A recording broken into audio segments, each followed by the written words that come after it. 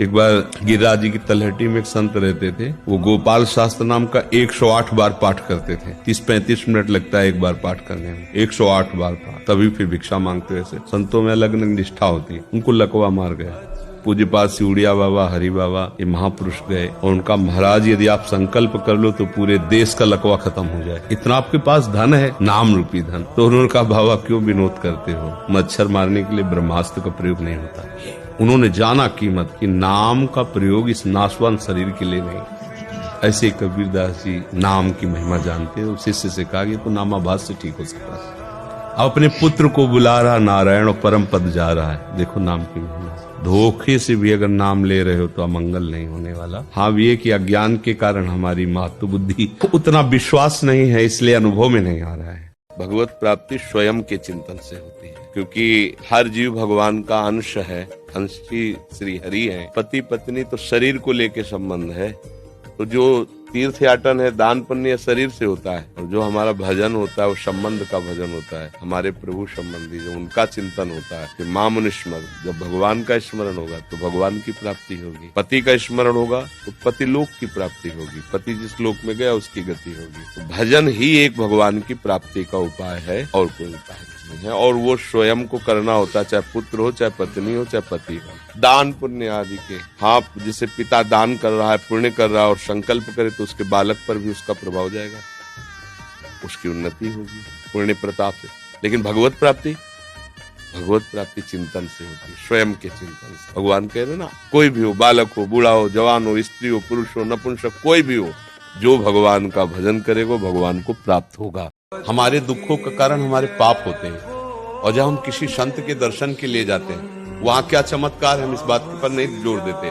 हम देते हैं आपके भाव के चमत्कार का। आपने भाव किया कि भगवान के भक्त हैं, इनके पास जाने से हमारी कामना की पूर्ति होगी, हमारे मंगल होगा, पक्का होगा। क्योंकि भगवान और भगवान के भक्त अगर दोनों को ऐसे देखा जाए तो दो नहीं है।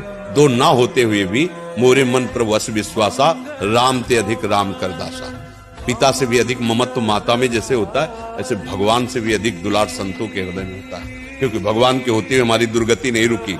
अगर संत आपके हृदय में अपना अधिकार कर ले तो भगवान को आना ही पड़ेगा। ऐसी आज तक हमें कोई बात नहीं जिसका उत्तर हृदय से न मिला हो। सबके हृदय में पक्का, खूब गौर से देखा है हमने। आप लोग भी देखिए। आप कदम जिधर रखेंगे तो आपको अंदर से निर्देश मिलने लगेगा, दिशा गलत है, इस समय जो आप करने जा रहे हो बिल्कुल ठीक नहीं है। पर अपने लोग सुनते हैं, समझते हैं, पर वो बात नहीं मानते। वही गुरुदेव बैठे अंदर सबके, मतलब ऐसे स्पष्ट आज्ञा देते हैं कि अगर आप उनके अनुसार चल जाओ तो तुम जीवन में विजयी ही विजयी रहोगे। हम, मतलब बहुत सूक्ष्म बात है। आप लोग बहिर्मुख रहते हैं, एकदम बाहरवृत्ति रहती तो आप उसे जान नहीं पाते।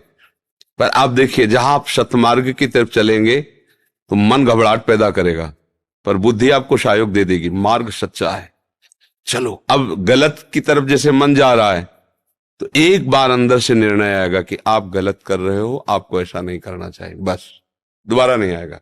फिर वो आपको सहयोग देने लगेगा। अगर भजन के बल से हो ना, तो ऐसे ऐसे साधक साधिका है, जैसे हम बीमार हुए थे ना, वो ऑपरेशन और सब इन्फेक्शन हो गए। एक बार इस सत्संग में कहा था, कृष्णाय वासुदेवाय हरे परमात्मने प्रणत क्लेशनाशाय गोविंदाय नमो नमः।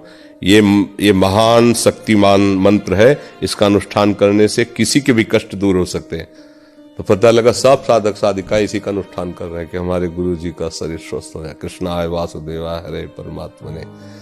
और हमें लगता है कि इन्हीं सबके आशीर्वाद से ही ये शरीर चल रहा है, ये चल रहा है।